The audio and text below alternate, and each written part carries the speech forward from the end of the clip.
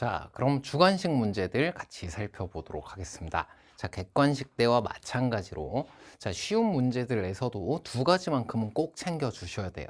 하나는 문제를 독해해 나가는 태도예요, 태도. 내가 문제 안에서 그냥 손이 가는 대로 본 것 같아서 막 푼다 이런 느낌보다는 실제 시험장에서 내가 독해내고 그리고 그것을 이용해 줄 개념이 있고요. 그리고 문제 안에서 좀 독특한 표현이 있었을 때에는 여유롭게 그것을 천천히 하나씩 살펴주는 태도가 필요하기 때문에 막 서두르는 것보다 이 두 가지를 꼭 지켜주면서 진행을 해 주시길 바랍니다. 자, 우선 문제에서 방정식 동그라미 치도록 하겠습니다. 자, 방정식도 그렇고요. 부등식도 그렇고요. 바로 지수 로그 함수에 활용해서 공부하는 내용이 되겠습니다. 자, 이 내용은 지수 로그 함수에 활용해서 공부하도록 되어 있는 내용인데 그건 바로 그 앞에 있었던 지수 로그 함수의 그래프를 그릴 수 있고 그리고 성질을 이해한다라는 학습 목표랑 연결이 되어 있어요. 자, 그래서 이러한 문제들을 좀 천천히 잘 따라가 보다 보면 고난도 문제들, 이 시험지에 있든 없든 고난도 문제들에도 이게 이용될 수 있음을 금방 발견하는 경우가 많이 있으니까 자, 이 내용이 활용해 있고 이것은 지수 로그 함수의 그래프 및 성질로부터 비롯되는 거다. 그걸 떠올려 봤다면 방금 전에 15번 보고 왔잖아요. 도움이 돼. 그거랑 똑같은 대응의 관점이 그대로 이용이 되고 있다고. 자, 그럼 문제 풀어보도록 하겠습니다. 자, 첫 번째, 일단 로그 방정식 부등식을 처리할 때에는 이 습관 되게 중요합니다. 지금은 진수 조건이고요. 로그가 무려 정의되기 위한 조건입니다. 아예 이렇게 적는 것도 중요해요. 진수 조건을 언제 확인을 해야 되냐? 이거 진짜 중요하니까 별표 쳐놓고요. 식 변형 전에 확인하는 겁니다. 로그의 성질도 로그의 미체 변환 공식도 일단 로그가 정의돼야 써먹지. 그리고 그것이 함수의 그래프에서는 정의역 조건으로 드러나는 것이기 때문에 그걸 활용하는 방정식 부등식에서는 당연히 살펴야 하는 거예요. 자, 왼쪽에서는 x가 2보다 커야 하고 오른쪽에서는 x가 마이너스 10보다 커야 하니까 두 개를 합하면 무엇을 얻었습니다? x가 2보다 크다라는 것을 얻었고요. 자칫 잘못하면 실수로 이어질 수 있고 이것을 잘 여러분이 평시부터 생각을 해준다라고 한다면 옆에 있었던 문제에서도 정의역이 빈다거나 정의역이 문제가 생기는 경우 다 생각해주면 빠르게 추론할 수 있었어. 자, 그러면 요걸 먼저 확인했으면 그 다음은 밑을 통일시킬 차례입니다. 양변을 밑을 통일시켜가지고 똑같은 함수의 그래프라고 생각을 했을 때 1대1인 것도 이용할 수 있고 만약에 부등식이라면 증가 감소 등을 이용할 수 있을 거예요. 자, 이 밑을 통일시킬 때에는 지수는 조금 작은 것으로 통일시키면 보다 편하고요. 로그는 좀 큰 것으로 통일시키면 보다 편합니다. 뭐 꼭 그렇게 하지는 않아도 되지만 일종의 팁이라고 생각해 주시면 되겠고요. 자, 좌변에 있는 녀석 로그의 미체 변환 공식을 이용해서 9 큰 것으로 통일을 하였습니다. x-2의 제곱 이렇게 되고요. 우변은 로그 9의 x 플러스 10이라고 아예 처음부터 밑이 9였습니다. 여기까지 확인해 주면 되고 쓰인 개념들은 그래 하나씩 짚어보면 좋다 그랬지? 여기서는 미체 변환 공식을 이용했네. 당연히 밑을 통일하니까 이런 것을 이용할 수가 있겠지 해주면 되겠고요. 자, 여기서 로그 함수가 1대1인 것을 이용해서 정의역의 원소끼리도 같아야 함수값 또한 같을 수 있다라는 것을 확인할 수 있었고요. x-2의 제곱 이퀄 x 플러스 10이라는 방정식의 실근 찾아주면 여기서는 x 이퀄 마이너스 1이랑 5랑 두 개가 구해지는 상황이기 때문에 x제곱 마이너스 4x 마이너스 5x가 되고요. 4 빼면 이렇게 되잖아. 그래서 1과 6이었습니다. 마이너스 1과 6이 이렇게 되어 있었고요. 차분히 계산을 해주면 이 녀석이 답이 되어야 하는 것은 여기서 얻어지게 되었구나 까지 확인해 주시면 되겠고 자, 이런 개념적인 부분에 대해서 그래도 끝판왕 자리에 가 있는 개념이에요. 마지막 학습 목표입니다. 그래서 그 앞에 있었던 것들부터 하나씩 하나씩 살펴주게 되면 굉장히 여러분이 고난도 문제들을 접근해 나가는 데 있어서 도움이 된다라는 것을 추후에 알게 되니까 자, 여기에서는 이 그래프의 성질 중에서 어떤 부분을 이용하는 거다? 바로 대응의 관점을 이용하는 거다. 이 이외에도 지수 로그 함수 단원 긴 단원이잖아요. 그 안에서 잘 살펴보다 보면 이런 다양한 성질들이 만들어지게 되는 이유가 무엇이냐면 바로 밑에 의한 게 있어요.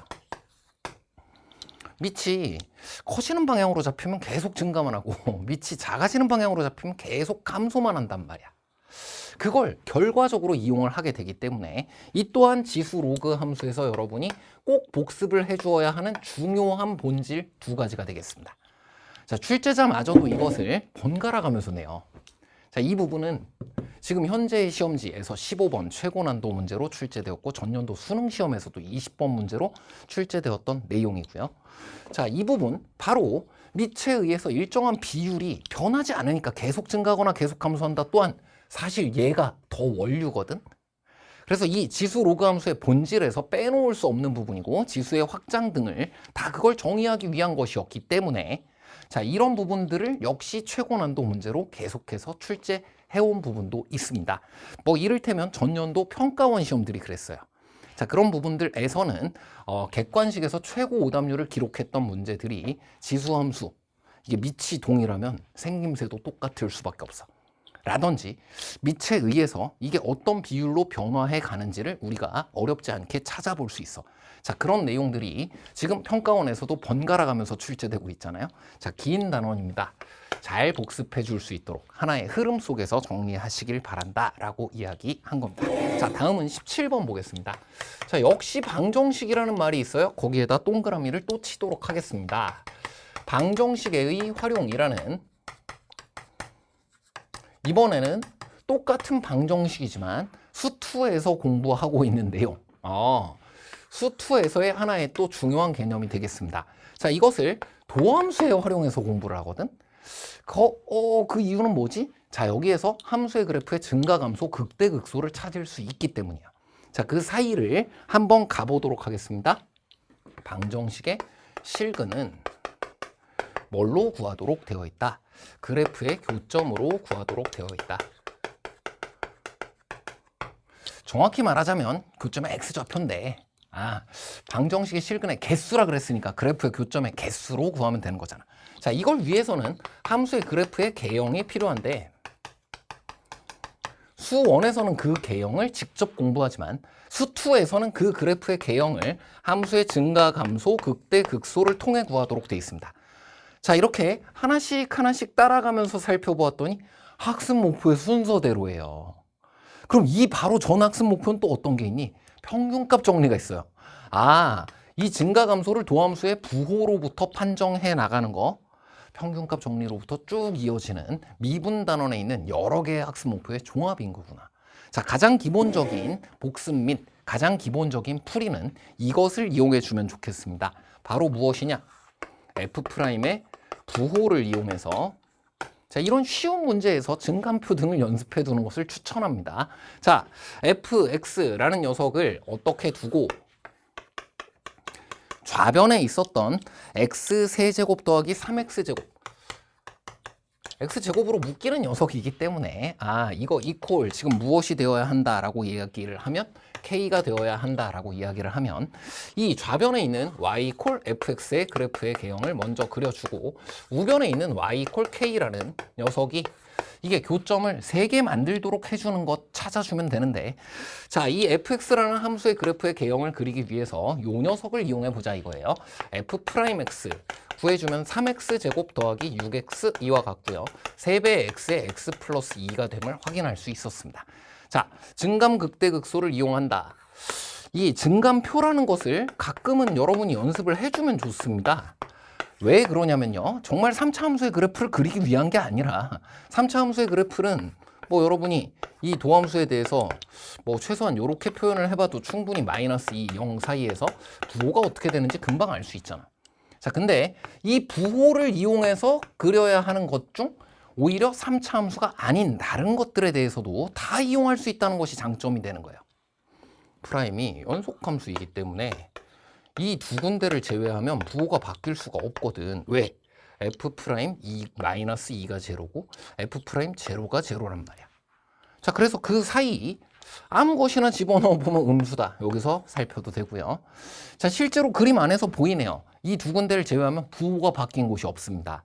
이 근 사이값의 정리를 이용하는 것까지를 우리가 생각할 수 있으므로 다른 함수에서도 얼마든지 이용할 수 있고, 자, 이 fx의 증가 감소 증가를 정확히 설명할 수 있었다라고 한다면 fx의 그래프를 다소 엉성하게 이렇게 그린다고 하더라도 마이너스 2, 함수식 요걸 쓰기로 했기 때문에 4 집어넣어주면 되고요.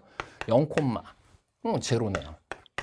그럼 그 사이에 y 콜 k가 몇 개 들어갈 수 있니? 살펴주니까 1, 2, 3, 3개가 들어갈 수 있다. 정답 3개 찾아냈습니다. 이렇게 기본에 충실한 풀이를 먼저 여러분이 읽히는 개념 그대로 복제해서 할 수 있도록 하는 것이 최우선이고요. 거기서 조금만 더 발전을 시키면 이게 평균값 정리에 의한 거거든? 롤 평균값 정리? 아, 이거 비슷한 문제도 14번에 있지 않았어? 이 과정을 잘 공부하고 있었다라고 한다면 쌤이 했던 해설과 조금 또 다른 방향으로 이것을 접근해 볼 방법이 있었니? 있었다는 거예요. 그리고 그러한 부분들을 출제진들도 신경 써서 출제를 하고 있기 때문에 웬만해서는 이런 개념의 흐름들 다 짚어주고 그거 그대로를 복제한 풀이 또한 꼭 한 번씩은 해주었으면 좋겠다. 자, 실제로 뭐 이렇게 푼 친구들도 있을 거고요. 특히나 지금 이 문제처럼 롤의 정리, 평균값 정리 등을 통해 어떤 가운데 지점 등을 생각해 볼 수 있는 14번 문제가 있었을 때 출제될 가능성이 있습니다. x 세제곱 더하기 3x제곱 이렇게 되어 있으니까 x제곱으로 묶어주면 x 플러스 3이에요. 마이너스 3이고 2대 1 여기네. 자, fx의 함수의 그래프의 개형 지금과 같이 찾아줄 수 있었고요. 마이너스 2를 집어넣어서 찾아줄 수 있었다. 자, 두 내용이 방금 풀이했던 내용과 여기 풀이했던 내용 어떠한 것이 더 편한지를 생각하기보다는 이 둘 모두를 내가 설명해낼 수 있도록 한다. 상위권 학생들에게 쌤이 부탁하고 싶은 부분이 되겠습니다. 어떤 특수한 사례를 중심으로 접근을 해나가기보다는 내 풀이를 내가 정확하게 모두 다 논리적으로 설명해낼 수 있는가? 라고 해준다면 조금 더 다른 풀이들을 챙겨두는 것 또한 여러분에게 조금은 더 공부를 진행을 해나감에 있어서 도움이 될 수 있을 것이다. 자, 여기까지. 자, 다음은 18번 보겠습니다. 수열이라고 되어 있고요. 시그마라고 되어 있고요. 앞에 있었던 고난도 문제와는 달리 시그마 위에 8이라는 숫자 2개가 보이고 있습니다. 자, 시그마의 성질이라는 내용 복사 붙여넣기예요. 그 위에 붙어있는 숫자들이 똑같았을 때 안에 있는 수열들을 쪼개고 합치고 해서 시그마식을 한 번에 쓸 수도 있고 그리고 쪼개서 쓸 수도 있고 자, 그럼 그 안에서 우리가 할 수 있는 내용 무엇이 있었을까? 이걸 2차식과 1차식으로 분리해 주면 되겠구나. 자, 그리고 그와 같은 아이디어는 실질적으로는 시그마 K, K제곱 유도 과정과 흡사한 발상입니다. 2차식, 1차식, 3차식 등의 부분들을 각기 따로 더하는 것과 같다. 자, 그런 의미에서 밑에 있는 녀석식을 시그마 K 이퀄 1부터 8까지 자, 전개해서 2차식, 1차식, AK에 대해서 2차식, 1차식 나누어서 정리를 해보도록 하겠습니다. AK 자체의 제곱이 되고요. 그리고 가운데에 있는 항은 플러스 2AK가 되는 것을 확인할 수가 있었고요. 자, 둘을 전개한 다음에 더한 것을 한 번에 처리한 겁니다.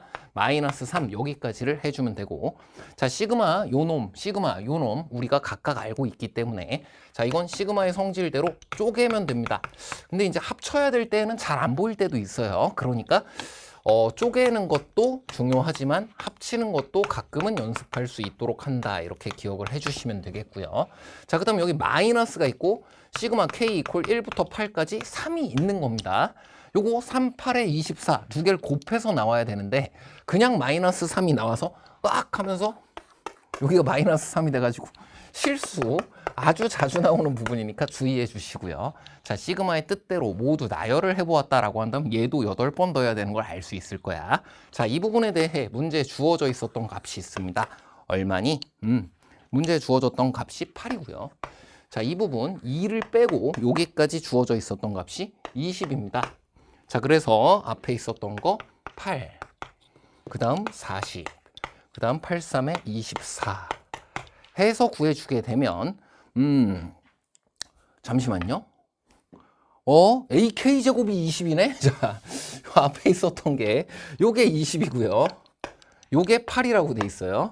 자, 그래서 다시 계산을 해주면 20 더하기 28에 16이고요. 83에 24 이와 같이 되었습니다. 자, 해서 정답 12가 되는 걸 확인하였고요.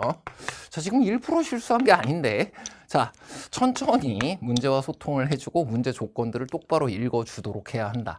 문제에 주어진 녀석이 전부 8, 8, 8인 것을 확인하였지만 거기에 그 각각의 값들을 집어넣어서 계산을 하는 이 마지막 과정에는 신경을 써줘야 된다. 여기까지 보시면 되겠습니다. 자, 다음은 19번 볼게요.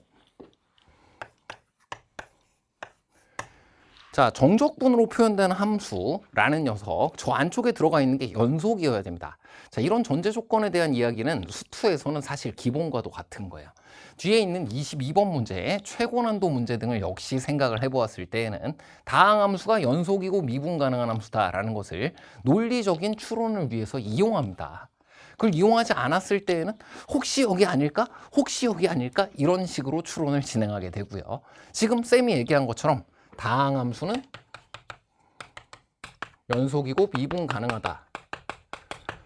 그리고 정적분 이러한 것들도 그에 대해서 정확한 전제 조건 하에서 정의하고 이용하고 있다. 이런 부분들을 신경을 써주는 습관을 들여달라는 이야기를 하고 있는 거예요.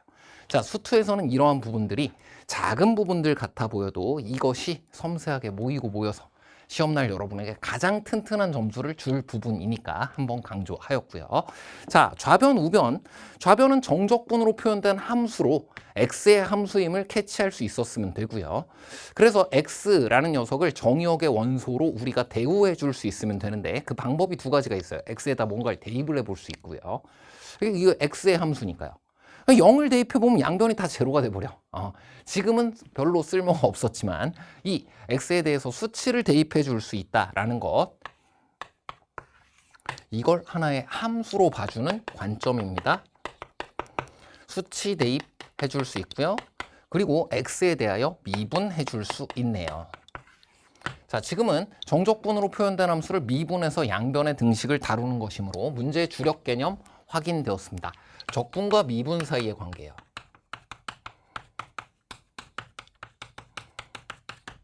이 책에서 공부하는 제일 중요한 두 개의 개념 사이의 관계니까, 자, 지금은 쉬운 문제로 출제되었지만 이걸 하나의 함수로 보고 그것을 미분할 수 있다. 그렇다면 이것의 도함수를 안 것과 같다 등도 여러분이 문제 안에서 잘 이용할 수 있도록 복습 잘 해주시길 바랍니다. 각각의 시험마다 어떤 부분이 좀 더 어렵게 출제되고 이게 다를 수 있으니까, 자, 각각 쉬운 문제에서도 쓰인 개념에 대해서 보다 폭넓게 정리하고 복습해달라 이렇게 얘기했어요. 자, 그럼 그 다음 양변 그냥 미분해 보도록 하겠습니다. 좌변이 fx 플러스 x제곱이 되는 것을 확인할 수가 있고, 우변은 앞선 문제와 마찬가지로 곱의 미분법을 이용하게 되고요. 부분이 다항함수로 모두 미분 가능한 것 또한 확인할 수가 있었습니다. 자, 곱의 미분에 의해 x쪽을 미분하면 내가 되고 fx 쪽을 미분해주면 이렇게 됩니다. 그 다음 뒤에 있었던 녀석 3차식을 미분해주면 마이너스 3x제곱 이렇게 되는 것을 확인하였고요. fx 두 개 사라지고 나면 xf'x가 무엇인지를 찾을 수가 있게 되었고, 자, 이 xf'x가 4x제곱이 되는 것까지를 찾을 수가 있었어요. 자, fx가 다항함수였기 때문에 f'x도 다항함수이고 연속함수입니다. 사실 이것을 f'x 이퀄 4x다 라고 이야기하려면 x가 0이 아니다가 사실 필요하잖아. 근데 이제 연속함수이므로 다항함수이므로 이 부분을 0을 집어넣었을 때도 성립해서 연속함수가 되도록 되어줘야 돼 라고 알 수 있었고요. 자, 모두 설명하였으니까 이제 마지막 인테그랄 0에서부터 4까지 f' 적분하라는 녀석, 0에서부터 4까지 4x를 적분하라는 이야기와 같고요. 자, 이 부분은 뭐 직접 계산을 해도 괜찮겠고요. 정적분과 넓이, 정적분의 활용으로 이러한 부분들에 대해 여러분이 이 넓이를 정적분 값으로 인식을 하고 이용을 이미 하고 있잖아요. 적극적으로 같이 이용을 해주게 되면 이게 앞선 문제 12번 등을 계산을 복잡하게 하지 않고도 편안하게 풀이할 수 있는 퍼즐 조각 맞추기 등 우리가 쉽게 처리할 수 있었던 최선의 풀이의 발상과도 같구나. 자, 지금은 이걸 이용해 보겠습니다. 기울기가 4이니까 여기는 4m 이렇게 해줘도 되는데 m이 4잖아요. 그래서 16이에요. 자, 밑변 4, 높이 16. 직각삼각형의 넓이로 표현을 해주게 되면 4, 8에 32라고 구해주면 되겠다. 여기까지 살폈습니다. 자, 다음은 20번 문제 같이 살펴보도록 하겠습니다. 자, 문제에 주어진 도형이 매우 복잡한 것은 아니고 비교적 간단한 편이지만, 자, 문제 안에서 실제로 주어져 있는 변의 길이가 이 AD 루트 2 한 개밖에 없어요. 자, 그래서 이 문제가 나머지 부분에 대해서는 다 비율밖에 없단 말이야. 그래서 이걸 한 번에 접근하는 데 있어서 좀 어려움을 겪은 친구들도 있을 것 같은데, 자, 제일 먼저 이 부분에서는 첫 번째 문제를 천천히 읽어서 조건을 빠뜨리지 않아야 주어진 것과 구하는 것 사이에서, 출발 지점과 목적 지점 사이에서 정상적인 추론을 진행해 나가는 데 도움이 되고요. 자, 그래서 여기 3대1 내분점 같은 것도 맨 위에서 읽어내고 표현을 해줘야 되는 겁니다. 자, 그리고 2대1 또한 EL, L 등으로 지금 표현을 하였고요. 자, 아직은 매우 중립적이기 때문에 어디를 향해 가야 될지 잘 보이지 않아요. 자, 그럴 땐 개념을 생각해 보는 거야. 자, 이런 도형 관련된 요소, 그것도 공통 과목 안에서 공부를 해왔던 것 어떤 게 있었나요? 바로 사코 법칙입니다. 사인 법칙과 코사인 법칙의 활용이라는 하나의 학습 목표. 그 이외에는 이런 도형 문제를 우리가 수능 시험지에서 만날 이유가 없다는 거지. 자, 그래서 이것을 그냥 랜덤하게 모든 것으로 펼쳐져 있는 도형 문제로 인식하기보다는 이 개념 및 학습 목표 안에서 공부했던 내용을 통해서 접근해 나가도록 한다. 그럼 이제 좀 침착해지면서 코사인 세타 그 부분에 동그라미를 치게 돼요. 아, 이건 그냥 도형을 내가 랜덤하게 접근하라고 주어진 문제가 아니라 여기서 공부하도록 되어 있었던 평가 기준들이 하나는 유교소 관련되어 있는 내용이고 또 하나는 의미 그리고 유도 과정 관련되어 있는 내용이었다. 자, 이 내용은 세변 세각 사이의 관계, 사인 법칙이라고 한다면 외접원의 반지름까지를 통해서 우리가 공식 그 자체를 보았을 때 뭘 알면 뭘 구할 수 있다. 뭐로부터 어떤 식을 구해낼 수 있다. 자, 이런 부분에 해당하고요. 주로 이런 부분을 여러분이 문제 안에서는 삼각형 땡땡땡에서 무슨 법칙에 의하여 라고 자꾸 생각해주는 연습을 해주게 되면 실제로 빈칸 문제에서 이렇게 드러나는 문제인 거예요. 그래서 빈칸 문제에서 이와 같이 주어질 부분을 문제 안에서 찾는다. 자, 내가 이 부분이 문제 안에 주어져 있다고 생각을 해가며 접근을 해나가면 도움이 된다라는 것이 이 부분에 대한 팁이고요. 자, 그 다음 얘네들이 아무리 그렇게 하더라도 주어진 거랑 목적 지점 사이가 좀 멀 때에는 이 경우의 수가 너무 많아져. 그래서 이 중간 추론 단계를 어떻게 해야 될지, 중간 추론 단계라 함은 소결론들을 얻어나가는 단계인 거예요. 이거 두 개 주어져 있고 그리고 빗변 구하라고 하면 피타고라스 쓰면 되겠지. 근데 그것보다는 지금 나머지 조건들을 어떻게 이용해서 중간을 어떻게 밟아갈까가 있기 때문에 랜덤하게만 가기에는 조금 어려운 부분이 있어요. 자, 그럴 때 자, 이 녀석은 주 용도에 대한 우리가 방향성을 어떻게 접근해 나갈지에 도움이 되는 부분이고요. 이것은 도형 중에서도 우리가 관심 두어야 될 요소들이 어떤 것이 있는가, 도형에서의 발상에 영향을 미치게 되는 부분입니다. 이걸 다 해서 하나의 개념이라고 하는 거예요. 그저 공식만을 생각한다거나 아니면 너무 펼쳐가지고 도형의 모든 것을 다 생각한다거나 하면 너무 일부를 생각하거나 너무 넓게 생각하는 게 되는 거야. 자, 시험장에서는 개념 그 자체를 그대로 떠올리는 것이 이렇게 중요하구나 생각해 주시면 되겠고요. 자, 초반에는 아마 이 두 가지 중 하나를 생각했다면 일단은 성공입니다. 미래가 밝아요. 자, 근데 이제 사인 법칙을 먼저 생각한 친구들은 약간 어려움을 겪었을 수도 있을 것 같아. 사인 법칙의 의미 중 하나가 하나의 삼각형 내에서는 혹은 외접원의 반지름이 같은 두 개의 삼각형이더라도 외접원의 반지름이 같은 상황에서는 변의 길이의 비를 그것을 마주보고 있는 각의 사인 값의 비율로 구하는 과정이거든. 그래서 그걸 먼저 떠올린 친구도 있을 텐데 결과적으로는 AD를 이용해야 되기 때문에 지금 얘네 둘의 비율을 이용한다고 하더라도 끝각의 사인값 두 개의 비율을 알 수 있게 되는데 AD를 통해서 살피기가 쉽지가 않아. 자, 왜 이런 일이 벌어진 거냐? 이 왼쪽 삼각형에서 세타를 이용하고 싶어? 오른쪽 삼각형에서도 뭔가 세타 관련된 걸 이용하고 싶어? 그랬을 때 두 개가 외접원의 반지름이 달라요. 그래서 이걸 비율을 구해낸다고 하더라도 굉장히 긴 여정이 뒤에 남아있게 되는 거야. 자, 이럴 때 얘는 한 번 정도 멈춰주는 것이 좋습니다. 내가 답정너 해버린 걸 수도 있어.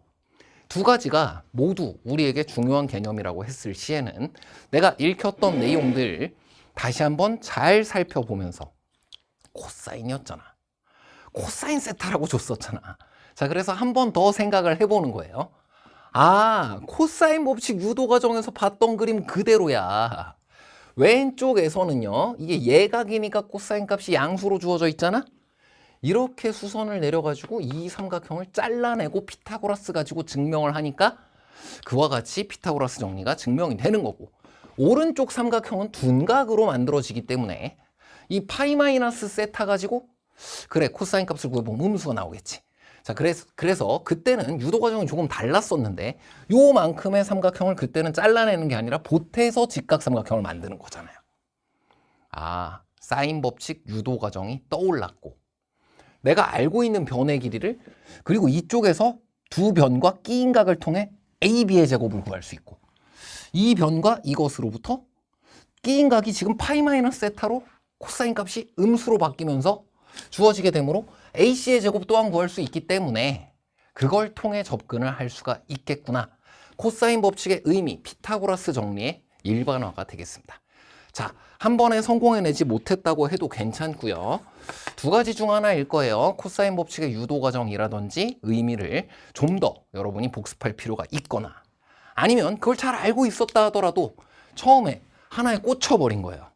그래서 뭔가 변의 길이의 비를 가지고 사인 법칙을 이용해야겠다 했을 때 잘 안 되었을 때는 멈춰서서 문제의 조건을 다시 살핀다. 지금은 중립적일 뿐만 아니라 이 각의 크기에 대해서 코사인 값이 주어져 있기 때문에 코사인 법칙을 먼저 떠올려 볼 만한 그러한 근거 또한 문제 안에 충분히 존재했다. 자, 그럼 보겠습니다. 삼각형 ABC에서 이거 해주면 늡니다. 그래야 이게 일반적인 그냥 모든 도형에 대한 것을 우주 공간에서 다 찾으라는 문제가 아님을 알게 돼요. 자, 여기에서 코사인 법칙에 의해서 AB의 제곱을 구할 수 있겠네요. 요거 제곱, 요거 제곱 요렇게 할 수도 있고요. 사실 여기서 코사인 법칙의 유도 과정이 도움을 줬으니까 직접 여기다가 코사인 값, 사인 값 곱해가지고 길이 구한 다음에 피타고라스로 해도 똑같습니다. 그것이 유도 과정이니까요. 자, 지금은 그걸 떠올리는 데에만 이용을 했고요. 자, AB 제곱을 구해주게 되면 제곱한 다음에 2배 어쩌고 저쩌고 빼서 코사인 값을 여기에 있는 예각에 대한 4분의 루트 2를 그대로 이용해주면 되겠지? 해서 구해주면 9K 제곱 빼기 3K 플러스 2라고 구해지는 것을 확인할 수 있었습니다. 자, 또한 삼각형 ACD에서 여기서도 코사인 법칙에 의해서 이번에는 AB가 아니라 피타고라스 정리의 일반화라고 했어요. 직각삼각형이 아니더라도 사인, 코사인 법칙 등을 이용해서 여기에 있는 녀석을 코사인 값을 알 수 있다면 너의 제곱을 똑같이 구해낼 수 있다는 뜻이다.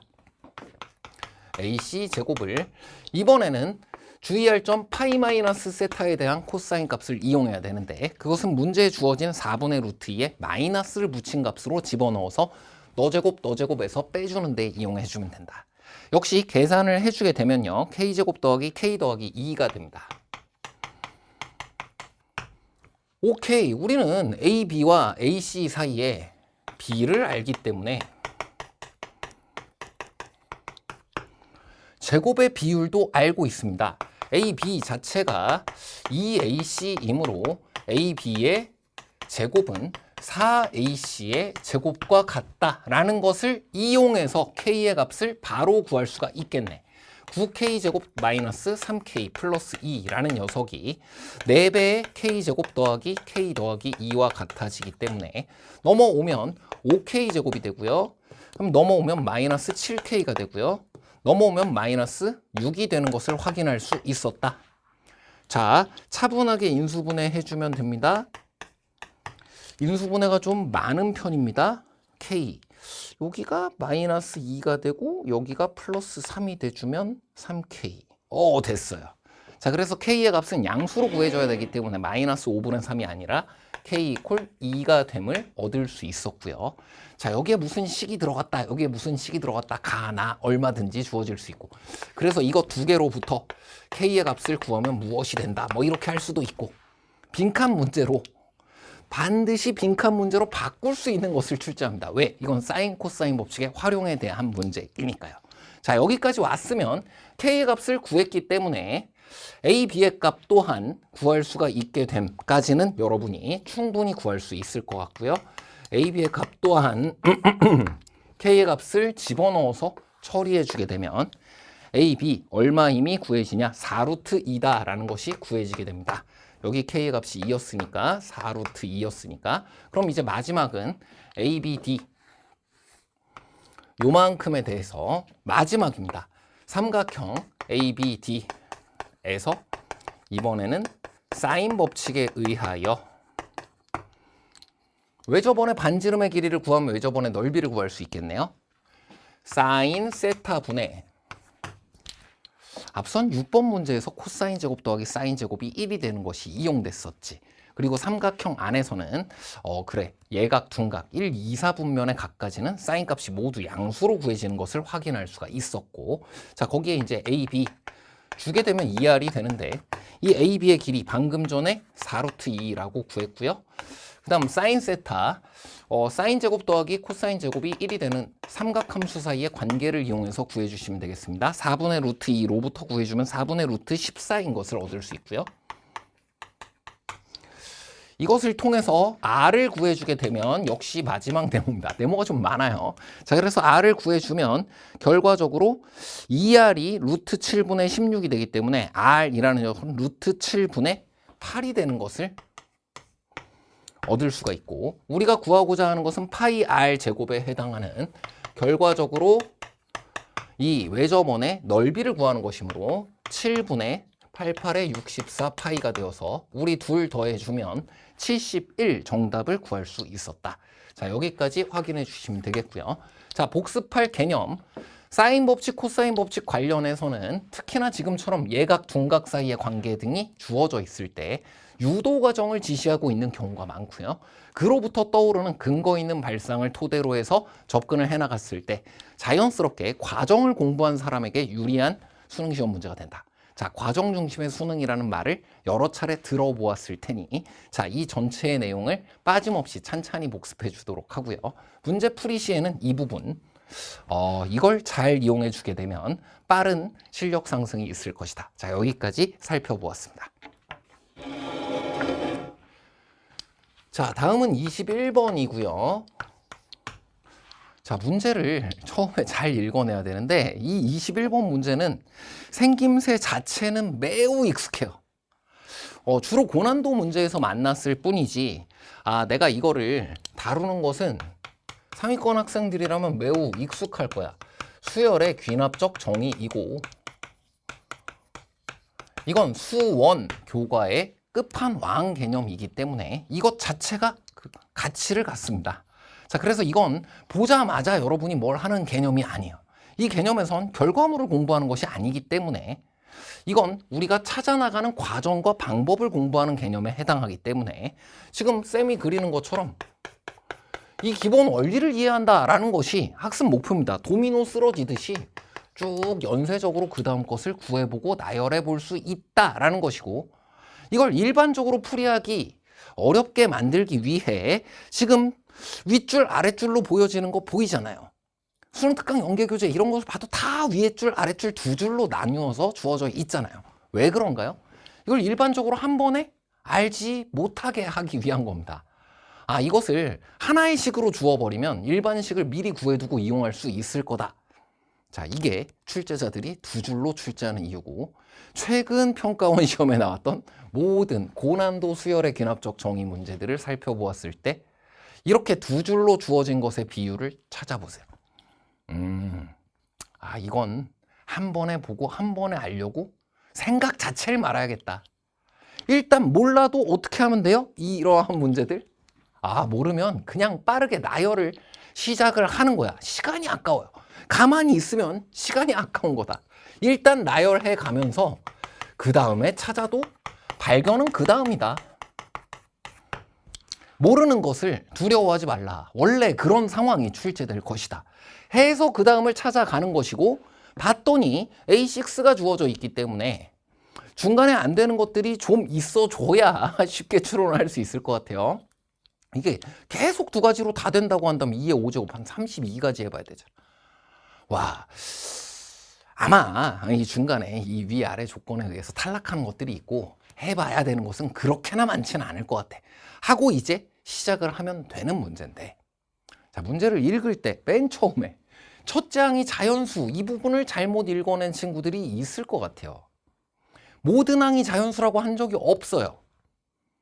이렇게 짧은 문제를 통해 내가 추론을 진행해 나가고자 할 때 문제 초기의 조건을 잘 읽어두는 것, 그리고 그걸 헷갈리지 않게 잘 밑줄을 긋는다든지 표시를 해둔다든지 해서 그것을 이후 추론 과정에서 오해 없이 이용하도록 하는 거 한 번 더 강조하겠습니다. 특히 중간에 자연수 아닌 게 나왔다고 해가지고 지뢰 이거 아니다 했으면 얼마나 아까워요. 자, 그럼 이제 바로 가보도록 하겠습니다. 자, 문제의 재밌는 점은 쌤도 이거를 처음 풀이할 때에는 일단 A6가 주어졌으니까 반대로 한번 되짚어가 봤거든. 근데 모르면 어떻게 하라고요? 일단 나열하라고. 수열의 귀납적 정의, 수학적 귀납법의 기본 원리대로 앞에 항부터 쓰러뜨려가며 그 다음 항을 찾아내는 것도 좋은 방법이라고. 그래서 A1부터 해보잖아? 그렇게 해도 좋은 풀이가 나옵니다. 한 번 더 여러분이 해보시면 좋을 것 같아요. 자, 지금은 A6로부터 이전항을 살펴보겠습니다. 자, A5가 뭔지를 모르는데 A6가 2라는 것만 가지고 이거를 내가 정확하게 처리를 할 수가 있는 건가? 아직 모르죠? 아직 모르니까 불안하다. 아직 모르니까 포기한다. 아직 모르니까 생각해본다. 다 아니에요. 원래 이런 다론이라니까. 아직 모르니까 빨리 둘 다 나열해 본다. 이게 이 문제 유형을 여러분이 두려워하지 않아도 되는 이유입니다. 아직 몰랐어요? 가볼게요. 위의 조건인지 아래 조건인지 내가 모르잖아요? 그래서 위의 조건을 통해서 네가 만들어지려면 A5는 뭐여야 되니? 위의 조건이 지금 5로 나누어서 이게 된다는 뜻인 거니까 10. 등비수열의 뜻대로 일정한 수를 곱해가며 혹은 반대로 나누어가며 나열을 해보았기 때문에 이 정도는 반대식을 구하지 않아도 얼마든지 찾아낼 수가 있습니다. 자, 그 다음 이전 항이 만약에 아래식의 조건을 만족하고 있는 상황이라고 한다면, 즉 3보다 작은 녀석으로 주어져 있었다라고 한다면 이 다음 항은 10이 되었어야 되잖아. 아래식이 그렇게 주어져 있었던 거네? 이건 아니야. 자, 방금 전에는 내가 이 시도를 안 해보았기 때문에 이런 간단하고 이런 당연한 것을 모르고 있었던 거예요. 근데 지금은 이제는 해보았으니까 안다. 어느 쪽인지 아직 몰랐잖아요. 근데 지금은 A5와 A6 사이의 관계는 위의 것이어야 한다. A5는 10이어야만 한다. A5가 3보다 작았으면요, 아래식이 되었으면요, 그럼 네가 10이었어야지. 그러니까 이건 안 될 수밖에 없어. 이제는 어느 경우인지 안 해요. 자, 이렇게 해나가면 되는 겁니다. 그 바로 전항도 이렇게 두 가지로 위의 경우인지 아래 경우인지 혹은 둘 다 되는지 아직 모르지. 그러니까 둘 다 빨리 해본다. 자, 위의 식을 통해 10이 만들어지려면 A4라는 녀석 어떻게 되었어야 하냐? 4를 나누어서 네가 되어야 되니까 이제는 바로 우리가 지금처럼 확인을 할 수가 있게 되었습니다. 이제 40이 됐거든? 그럼 이거 왼쪽으로 계속 가는 건 계속 될 것 같네? 적응도 돼요. 그리고 이거 약간 팩토리얼 같은 느낌도 나요. 5를 곱하고 4를 곱하고 3을 곱해서 2를 곱해서 마지막 1을 곱하면 240. 자, 반대로 확인해 주면 됩니다. 첫 항이 240이었다라고 한다면 3보다 크잖아요. 그러니까 1을 나눠. 240이야. 또 3보다 크잖아요. 그러니까 2를 나눠. 그럼 120이야. 여전히 3보다 크잖아요. 그러면 3을 나눠. 40. 4를 나눠. 10. 여기도 여전히 아직도 3보다 크기 때문에 5를 나눠서 네가 되는 240이라는 가능한 첫 번째 항을 완벽히 확인을 하는 데 있어서 우리가 해봐야 했던 것은 경우를 나누어 둘 다 시도해보고 나열해보는 거다. 이게 다였어요. 자, 그럼 이제 여기에서 다른 쪽으로 갈 수 없었는지 등을 이 우측 방향도 다 해보도록 하겠습니다. 자, A4가 3보다 작았으면 되네? 이건 10이잖아. 방금 전에는 3보다 작았다고 했으면 10이 되어야 되는데 10이 아니니까 안 됨 했는데, 자, A4가 3보다 작았다고 가정을 하면은 10이 돼야 되는데 10이 됐어요. 그러니까 이거 가능해. 자, 이쪽으로 가보면은 다 안 됩니다. 만약에 A3가 3보다 작다고 가정을 해보면 10이 되었어야 되는데 아니야. 만약에 A2가 3보다 작았다고 가정하면 10이 되었어야 하는데 아니야. 그만해도 될 것 같아요. 자, 왼쪽은 요거 하나밖에 없음을 확인하였고요. 여기가 되었는데 이제는 여기에서부터 되짚어가면서 나열하는 것이 의미가 없습니다. 3보다 작은 모든 수들이 다 되잖아요. 그래서 여기에서부터는 앞에서부터 나열을 해보는 것이 필요하더라. 아, 자, 그럼 A1부터 반대로 한번 되짚어 보도록 하겠습니다. A1이 K예요.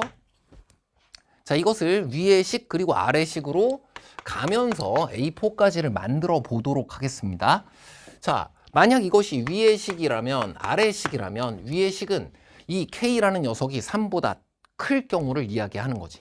그랬을 경우에는 3보다 클 경우에는 1로 나누는 것이기 때문에 A2 또한 K가 되고요. 아까 여기선 K가 3보다 같거나 크다라는 것을 가정했기 때문에 여전히 그거예요.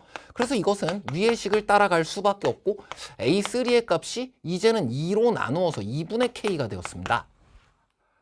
자, 그럼 그 다음은 여기에서는 위와 아래를 모두 생각해 주어야 하네요.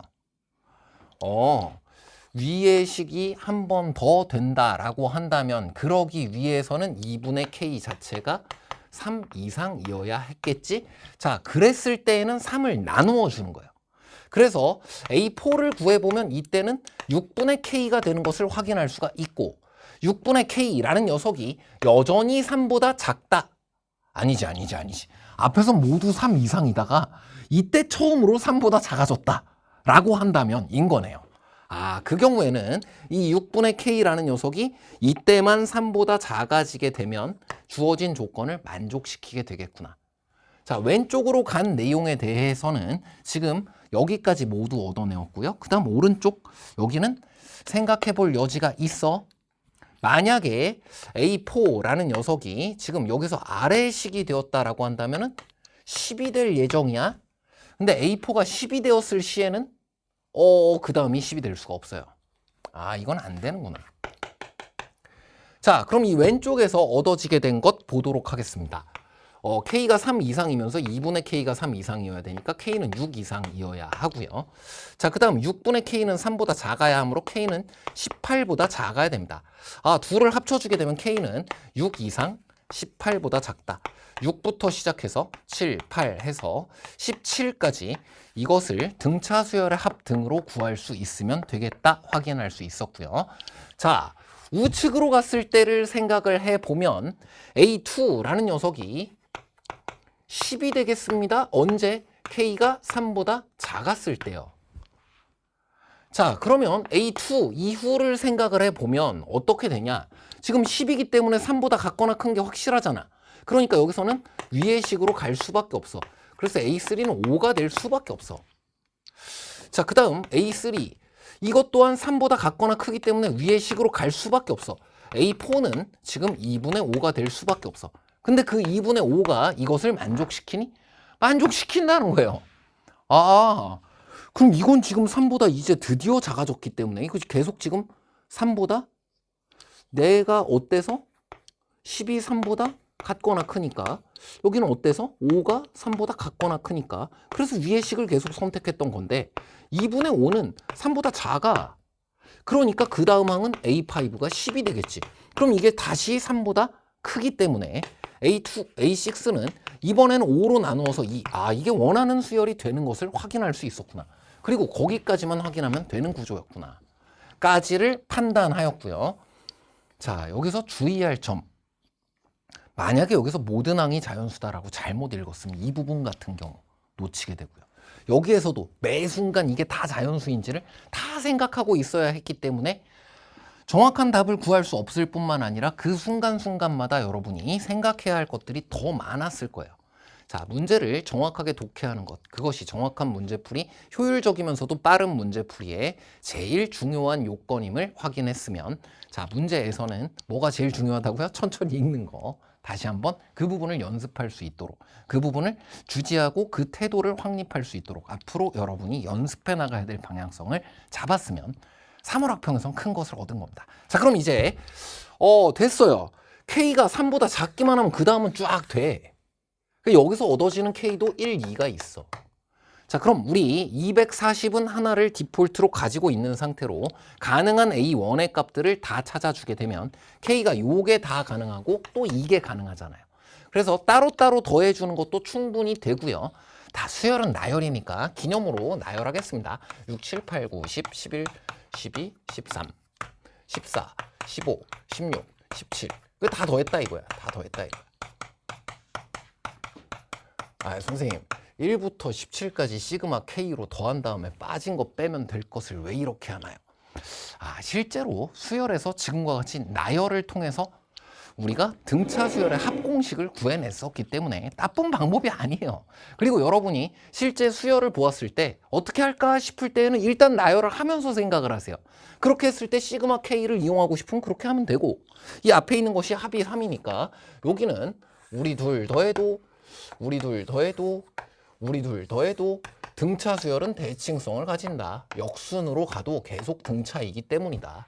자, 여기서 23이 몇 쌍이 존재한다. 하나, 둘, 셋, 넷, 다섯, 여섯 쌍이 존재한다. 라고 해서 곱하기 6, 6, 3, 18, 6, 2, 12, 138.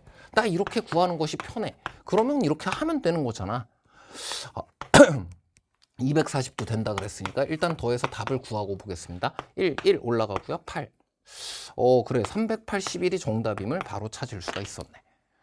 자, 수열 바로 무엇을 해야 될지 모르겠으면은 즉시 시도하고 나열해서 발견하면 되는 것이다. 여기까지를 살필 수 있었으면 첫 번째 소득이다. 그리고 두 번째로 작은 조건 때문에 이번엔 실수한 친구들 마음 아프지만 그런 아쉬움이 있었을 때 배움 또한 있는 거예요. 그리고 그런 것을 위해 내가 좀 시간이 부족한 상황에서도 서두르는 것이 아니라 하나하나 문제 독해 과정과 개념의 제일 중요한 부분들을 먼저 체크해 주는 것이 실제로 급할수록 돌아가라는 말이 무슨 말인지를 여러분이 스스로 알게 된다. 오히려 그게 더 빨라지는 거라는 거예요. 자, 여기까지 살펴보도록 하겠습니다. 자, 그럼 최고난도 22번 문제 같이 살펴보도록 하겠습니다. 자, 문제에서 제일 중요한 부분 바로 여기에 있습니다. 자, 독해가 너무나 중요하다라고 했었고요. 실수 전체의 집합이라는 것이 집합과 집합 사이의 대응 관계를 중심으로 하는 지수 로그 함수라는 개념과 만나서 15번에서는 정의역, 치역 모두 꽉 채워주고 그리고 서로 뭔가 겹치지 않도록 해주는 대응 관계를 만드는 지수 로그 함수의 그래프의 거시적인 표현들을 잘 해줄 수 있었으면 큼지막하게 접근을 해나갈 수 있는 문제였어요. 자, 근데 수2에선 좀 다릅니다. 이 미분 가능이라는 것도요. 잘 보면 어때요? 한 점 한 점에서 정의되는 거잖아. 그럼 이거를 다 하려면 어떻게 해야 되는 거야? 자, 그래서 이러한 문제들을 특히나 수2에 해당하는 문제들을 14번도 마찬가지고 이 22번도 마찬가지예요. 몇몇 특수 사례로 이게 아닐까 해서 했을 때는 더 공부할 여지가 남은 거예요. 수2에서는 이런 거의 광활한 우주 공간 같은 곳에서 내가 어디에 집중해서 조사를 해야 되는지부터가 실력이에요. 그리고 뭔가 3차 함수라고만 주었기 때문에 그 녀석들을 하나하나의 예시로 생각을 해보았을 때는 이건 그냥 뭐 아주 많은 정도가 아니라 무한계입니다. 자, 이러한 녀석들을 이 상황 아닐까라고 사례 중심으로 이렇게 되지 않을까라고 직관적인 판단만으로 접근을 해나가는 거 분명 한계가 있습니다. 자, 그래서 이런 22번 문제 등 가장 어려운 문제들에 대해서도 욕심을 부리고 있는 상위권 학생들에게 얘기합니다. 자, 우리가 어떤 문제를 풀이해냈을 때라고 해도 그냥 자기 만족만 하고 끝이면 안 돼. 만약에 그 풀이를 내가 완벽히 설명해낼 수 없잖아. 언제나 내가 이것을 완벽하게 타당하게 추론 과정을 설명해낼 수 없잖아. 그러면 공부할 게 남아있는 거다. 그것만 기억해 주면 돼요. 그럼 여러분은 끝없이 계속해서 발전을 하게 될 거다. 자, 그럼 이제 이 22번 문제는 사실 이용된 개념을 다 적는 것이 사실 약간 무의미해요. 그때그때 이야기를 하도록 하겠습니다. 거의 극한, 연속, 미분 가능성까지는 하나로 쭉 이어져 있는 개념이기 때문에 그 안에 있는 모든 것이 이용된다고 보면 돼. 자, 일단 힌트부터 살펴볼게요. 구간에서의 연속성은 어떻게 다뤘었니? 연속함수의 성질 등을 통해서 나머지 부분들이 연속임을 모두 보장받고 보장받은 구간과 그렇지 않은 곳으로 나누어서 후보지를 결정을 해주는 것이 제일 중요한 것이었고 그걸 여기서 캐치를 해나갔다라고 한다면 그럼 문제의 추론 과정이 제대로 시작됩니다. 뭐가 필요했겠구나. 후보 지점을 먼저 선정해서 조사해 주는 것이 필요했겠구나. 그리고 이것이 가장 먼저 우리가 해야 하는 이만큼을 추론하는 게 아니라 여기만 그러니까 이거일 수밖에 없고 그러니까 이거일 수밖에 없고 그러니까 답에 와 있고 자, 이런 연역적인 추론, 논리적인 추론에 한 번 빠지게 되면 헤어날 수가 없습니다. 수투가 훨씬 더 여러분에게 시험장에서 오히려 친절한 문제들이다라는 것을 곧 깨닫게 된다 이거예요. 자, 이걸 위해서는 후보 지점을 조사하기 위해서는 얘네들 각 구성품에 대해서 좀 확인할 필요가 있는데 앞에 있는 문제에서 그래서 다항함수가 연속이고 미분 가능하다는 얘기를 했던 거구나. 요 녀석은요, 이 구성품 먼저 보면 마이너스 F, 절대값 F, 그리고 절대값 2x 제곱 마이너스 8 이러한 것이 있는데 이 녀석은 이미 실수 전체의 집합에서 미분 가능해요. 이 녀석과 이 녀석은 식이 바뀌지 않는 한 미분 가능하다고. 근데 식이 바뀌려면 어디에서만 바뀔 수 있냐를 생각해 보면 그냥 말로만 설명해 봐도 알 수 있습니다. 이게 증감표를 공부해 봤어야 하는 이유 중 하나이기도 해요. 연속함수잖아, 안에 들어가 있는 게. 그럼 부호가 바뀌어야 식이 바뀔 텐데 부호가 바뀌려면 어딜 반드시 지날 수밖에 없어. 사이값의 정리에 의해 제로를 지날 수밖에 없다. 이게 0인 곳을 제외하면 정확히 말하자면 안에 있는 녀석 가지고 생각하면 되겠구나. F가 0이 아니다 라고 한다면 모든 나머지 부분에선 미분 가능하다. 이 또한 2x 제곱 마이너스 8이 0이 아니다 라고 한다면 모두 미분 가능하다. 그럼 우리 일단 얻게 된 것이 있네요. 이 구간은 미분 가능성을 보장받습니다.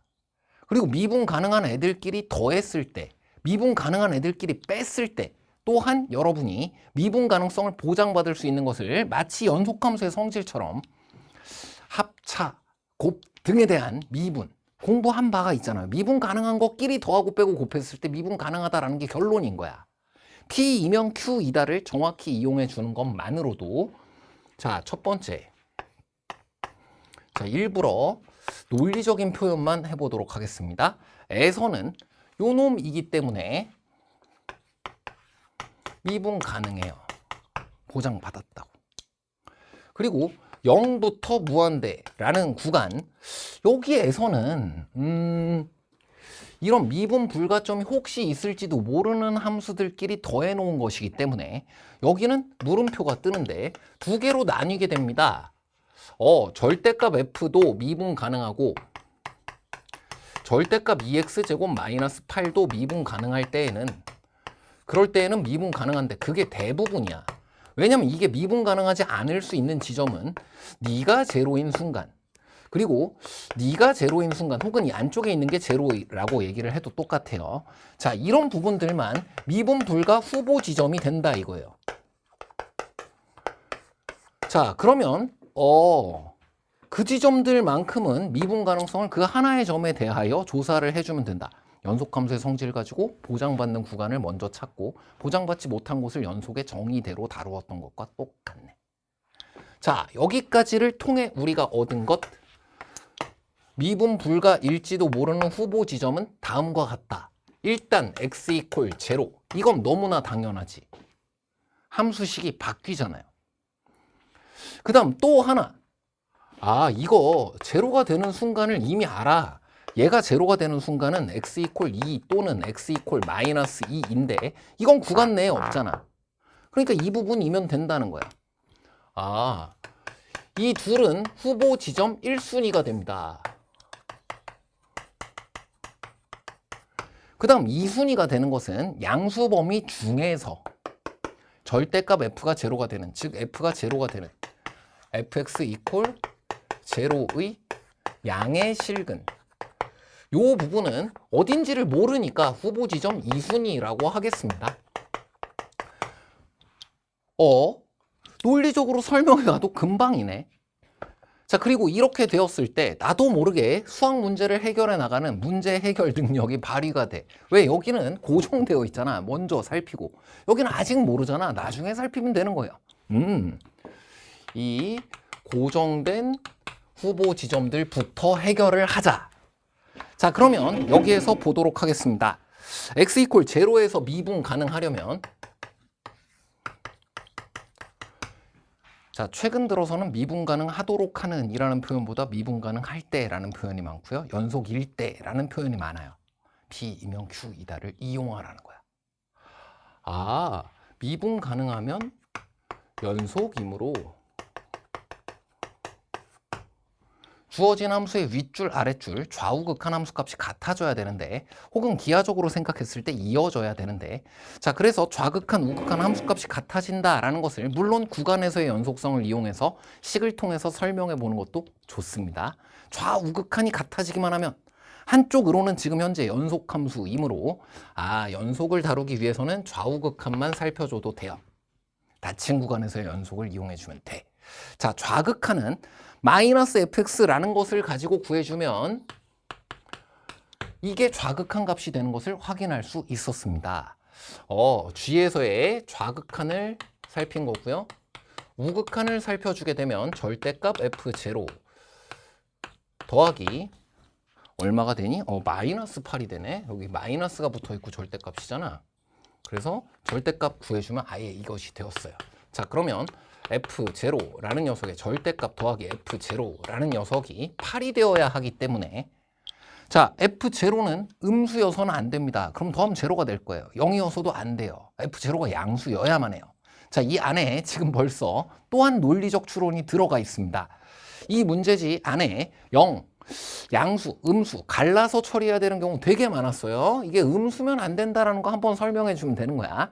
그래서 양수이므로 이 f0가 8이 되니까 x 이퀄 제로에서 연속이 되려면 f0가 4여야 하는구나. 첫 번째 얻을 수 있었습니다. 자, 그 다음은요.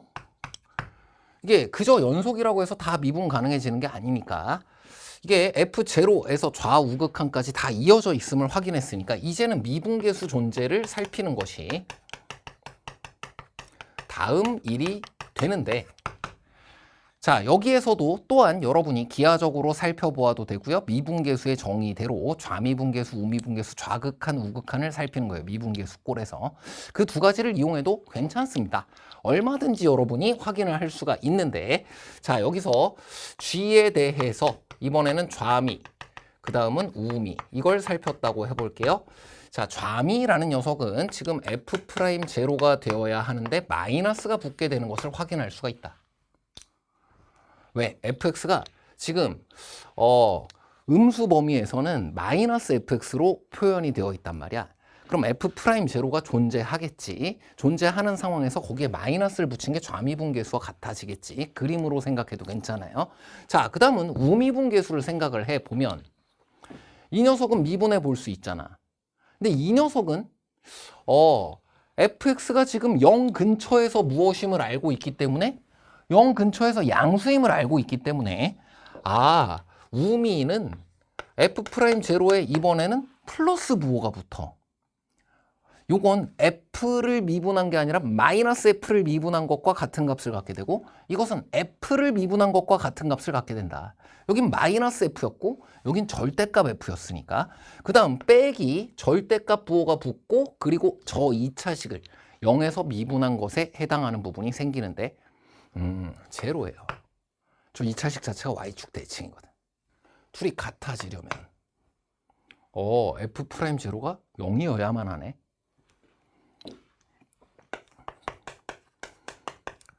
자, 지금은 개념적인 논리적인 진행만을 통해 내가 찾아내었던 후보 지점 1순위에서의 미분 가능, 나머지 부분은 미분 가능함을 내가 보장받았으니까 그 후보 지점들을 우리가 미분 가능하도록 만들어주면 되는데, 그걸 수식만을 가지고 여기까지를 일단 설명을 해 보았고요. 사실 그림을 통해서도 얼마든지 할 수 있습니다. 마이너스 F 그런 것에 대해서 지금처럼 제로가 되는 걸 알긴 알겠는데 좀 미심쩍잖아? 그러면 아니라고 가정해 보면 돼요. 같은데 이런 건 시험장에서 내가 믿기가 좀 싫어. 아니라고 가정해 주면 돼. 그럼 훌륭한 100%짜리 추론이 됩니다. 자, 그럼 좌미분계수, 우미분계수가 이렇게 되거나 이렇게 되는 것을 금방 찾아볼 수가 있어요. 그러나 그림 없이도 여기까지 정확하게 처리할 수 있었다. 자, 그럼 이제 그 다음을 볼게요. x 이퀄 2를 그 다음 찾아주면 되겠다. x 이퀄 2에서 미분 가능하기 위해서 어떻게 돼야 돼? x 이퀄 2에서 연속이 되어야 되는데 그것은 맞아요. fx 자체도 그리고 저 2차 함수 자체도 각각 연속함수이기 때문에 절대값을 붙여도 연속이 돼요. 왜? 이게 부호가 바뀔 때 식이 바뀌게 되는데, 식이 바뀌는 그 순간은 사이값의 정리에 의해 0을 지나도록 되어 있는 부분이기 때문에 절대값을 붙여놓았다고 해도 좌우극한이 모두 제로가 됨을 알 수 있다 라고 설명하는 게 스투 실력이다. 자, 거기까지를 우리가 알고 있으므로 이거 그냥 미분 가능성 바로 찾아주면 되겠다. 자, 이 근처에서는 식의 형태가 이렇게 되어 있는데 2x제곱 마이너스 8. 자, 이 두 함수를 보겠습니다. 지금 일단 연속임은 알아. 그럼 좌미, 우미를 살펴볼 텐데 이 부분의 좌미, 우미는 다르잖아요. 그리고 그걸 직접 구해볼 수도 있잖아요. 이 부분 미분에서 2를 집어넣어주면 좌미, 우미 8과 마이너스 8이 나오는 것으로 바로 얻어지게 됩니다. 즉, 이 녀석은 말하자면 이렇게 뾰족하다는 거야. 좌미, 우미가 하나는 양수고 하나는 음수인데 이거 우미가 양수일 수밖에 없지. 이렇게 생겼는데. 자, 그 상황에서 이건 지금 미분 가능하지가 않고 다른 상태란 말이야. 만약에 여기 x 이퀄 2에서 f2가 제로가 아니라고 가정을 해보잖아? 그러면 이 fx가 이 근처에서 식이 바뀌질 않아요. f2가 0이 아니다라고 가정하면 그 주변에서 계속 f이거나 혹은 계속 마이너스 f야. 즉, 이 근처에서 미분 가능해진다는 거야. 그럼 얘는 좌미와 우미가 같아질 수밖에 없는 거잖아? 그럼 이 전체를 놓고 좌미 분계수, 우미 분계수를 다 구했다고 생각해봐요. 다를 수밖에 없겠네. 이 둘이므로 미분 가능하지 않게 된다. 그러므로 F2 이퀄 0일 수밖에 없다. 잠깐만, fx가 3차 함수인데 지금 이럴 수밖에 없다, 이럴 수밖에 없다, 이럴 수밖에 없다, 세 개를 찾아버렸어요. 잠깐만, 3차 함수가 혹시 최고창의 개수가 주어져 있나? 그러면 식 3개 문자 3차 함수가 최고창의 개수가 없어요. 괜찮습니다. 자, 여기서 f2가 제로다라는 것을 확인하였으니까 얘 또한 좌미, 우미가 달라져야만 하는 구조임을 알았는데 그게 얼만큼 차이가 나야 하는지를 이제 알겠네요. F'2가 8이거나 F'2가 마이너스 8이거나 할 때에는 이 녀석의 좌미와 우미도 달라질 뿐만 아니라 이 녀석의 좌미와 우미도 다를 뿐만 아니라 이게 마이너스 8, 이게 8이 되는 구조가 이 둘에 의해서 생기게 되는구나. 아, 그러면 요런 녀석이랑 요런 녀석 두 개를 빼서 이 근방에서 미분 불가 후보 지점이었던 이 부분, 이 주변에서 둘을 뺐더니 미라클 하면서 기적이 일어났어요. 좌미, 우미가 둘 다 같아져 버렸어. 이런 상황을 여기서 말하는 거구나. 자, 이보다 더 중요한 것은요. 여기서 좌미, 우미가 달라지지 않는 순간에는 왜 안 되냐라는 것을 설명하는 겁니다. 이거라고 가정한다면 그때는 절대값 f가 미분 가능해지기 때문에 그래서 좌미, 우미가 같아지기 때문에 이 전체식 g라는 함수식이 미분 불가가 될 수밖에 없다라는 것을 설명하고 나면 네가 만들어지고요. 그 다음 마지막으로 네 번째 n은 아하, 이땐 두 가지네. 자, 그럼 풀 수 있게 되었나요? 자, 다른 별도의 추론을 하지 않아도 이 네 개면 충분합니다. 이 네 개를 통해서요. F0는 4, F'0는 0, F2는 0, F'2는 8, 4, 0, 0, 마이너스 8. 두 가지 경우밖에 없잖아. 자, 물론 함수의 그래프를 그려가면서 최고 차수가 양수일 때, 음수일 때 그 함수의 그래프의 개형을 살펴가면서 접근을 해보는 것도 좋은 추론 중 하나가 될 수 있겠습니다만 가급적이면 최근의 평가원의 경향성 자체가 그리고 현대 수학의 흐름 자체가 우리가 해야 되는 일, 인간이 해야 되는 일은 이런 논리적인 판단이고 개념적인 것을 이용해 나가는 그 프로세스 자체를 구상하는 겁니다. 모든 케이스를 케이스별로 다 분류해가지고 그 사례를 하나를 더 떼어 놓았다. 그게 얼마나 큰 의미를 갖나?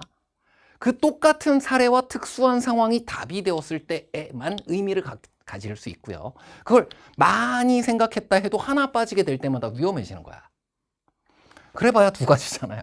그냥 여기서 여러분이 자주 쓰는 방법을 통해 물론 시간이 전혀 없다 그러면은 ax 세제곱 더하기 bx 제곱 더하기 cx 더하기 d 요렇게 하면은 조금 오래 걸릴 수도 있겠다. 오히려 그럴 때는 생각도 안 날 수도 있겠다.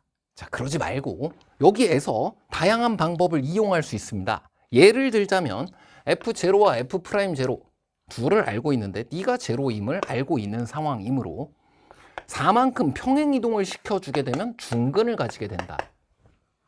라는 것을 이용해서 fx를 뭐라고 잡는다던가 x제곱에 알파 x 플러스 베타 등으로 잡고 플러스 4를 해준다던가 4만큼 내려주면 네가 제곱인수가 되는 것을 알고 있는 상황이잖아. 그 다음 이것을 집어넣어 주게 된다라고 한다면 조금 더 빠르게 정리할 수도 있을 것 같고요. 다른 다양한 방법 어떤 것을 이용해도 괜찮습니다. 방금 쌤이 얘기했던 ax 세제곱 해가지고 찬찬히 계산을 해도 0이 하도 많아서 금방 계산돼요. 자, 그러면 여기서 얻어지는 함수를 보도록 하겠습니다. 여기에서는 위의 것에서는 fx가 3x 세제곱 마이너스 7x 제곱 더하기 4가 나오고요. 여기서는 fx가 마이너스 x 세제곱 더하기 x 제곱 더하기 4가 만들어지게 됩니다. 그래. y 절편 4여야지. x 제곱 인수로 가지고 있어야지. 아까 썼던 그것이 좀 유리하겠네. 자, 이 상황에서 이 둘은 각각 f2가 제로라는 것을 우리가 알고 식을 잡은 거예요. x 이퀄 2에서 미분 가능하려면 일단 여기에서 이 fx 또한 미분 불가가 되어야 했고요. 이게 미분 가능하다고 했을 때는 안 되니까. 그래서 2를 대입하면 제로가 되는 것을 알고 있습니다. 이 위의 식은요. x-2를 이미 인수로 가지고 있고요. 자, 이럴 때 3차식 이상을 인수분해하기 위해서 인수 정리를 이용해 보기 위해서 여기에 있는 상수항에 대해서 약수들을 대입해 볼 수 있고, 그것으로 잘 안 되었을 시에는 뭐도 여기 최고차항의 계수의 약수를 나눈 것까지도 집어넣어 볼 수가 있다고 했어요. 그걸 연습해 보아도 좋고요. 지금은 뭐 1을 집어넣었을 때 계수의 총합이 제로가 되는 것도 금방 살펴지기 때문에 나머지 부분을 굳이 꼭 그렇게 대입해서 얻을 필요는 없습니다만, 실제로 이거를 나누어주고 이것의 약수 중 하나를 집어넣은 것으로 3x 플러스 2 등의 마지막 하나의 인수를 찾아볼 수도 있구나 등을 한번 연습해 보아도 좋겠습니다. 좌우지간 여기선 아까 계수의 총합이 0이었잖아. 그러니까 x-1이라는 인수를 가지고 있잖아. 그러니까 좀 불안해. 1이랑 2랑 fx를 그려보면 양수 범위에서 지금 이 x축을 뚫고 지나가는 곳이 두 군데가 생길 수 있어 보여요. 나머지 하나가 사실 음근인 것까지 알 수가 있고 이렇게 그려지는 거지. 그래서 1, 2 여기서 프라임 8이 된다라는 부분을 만들어줄 수는 있었으나 여기서는 우리가 후보 지점 2순위라고 생각했던 부분 1 문제가 생기겠구나. 또 다른 후보가 생기면 어떡해. 기껏 이 둘을 우리가 미분 가능하도록 만들어 놨는데 1이 나와버렸어요. 거기선 이제 반대 상황이 되는 거지. 절대값 f라는 부분은 여기서 미분 불가점이 생기고 좌우 미분 계수가 달라지는 것이 관찰이 되잖아요. 근데 그 2차식 부분은 1에서 부호가 바뀌지 않기 때문에 식 또한 바뀌지 않습니다. 4번 문제에서 설명했던 내용이에요. 뭔가 우리가 그 지점에서 정밀조사가 필요한 부분은 뭐다? 뭔가 급격하게 바뀔 때인 거다. 급격하게 바뀌질 않아 2차식은. 그래서 우리가 이걸 좌우 미분계수 등을 혹은 좌극한 우극한 함수값 등을 따로따로 살펴보도록 4번 문제 같은 데서 물어보지도 않아. 그래서 1에서는 얘는 좌우 다르고 2차는 같을 수밖에 없고 미분 불가점이 생기는구나. 안 돼. 얘가 답일 수밖에 없어. 자, 확인은 해보겠습니다. 아까 했던 거랑 비슷한 것 같아요. 자, 이것 또한 그리고 2를 집어넣었을 때 0인 것을 이미 알고 있기 때문에 이 부분 또한 x-2를 최초 인수로 가지고 있음을 확인하면 되고, 그 다음 나머지 부분 계수를 잘 맞추어 준다라고 한다면 마이너스 앞으로 꺼내주고 x제곱 더하기 x 더하기 2가 되는 것을 확인할 수가 있는데, 이건 언제나 0보다 크기 때문에 이건 x 이퀄 2에서만 실근을 가지게 되는 반대 방향으로 내려오는 어떤 함수가 되겠구나. 자, 그래서 사실 여기까지에서도 얻을 수 있었다. 극단적으로는 거의 함수의 그래프를 그리지 않고도 논리적으로 끝까지 모든 것을 해결할 수 있는 문제였다. 자, 이용된 개념들은 이 문제 한정으로는 여러분이 찬찬히 한 번씩 살펴보세요. 매우 많은 것이 들어가요. 그게 바로 수투 추론에서의 특징입니다. 이게 보다 세밀하고 섬세하기 때문에 수투 개념들은 수원 개념들에 비해서 명료하긴 한데 좀 자잘자잘하게 섬세한 부분이 있어.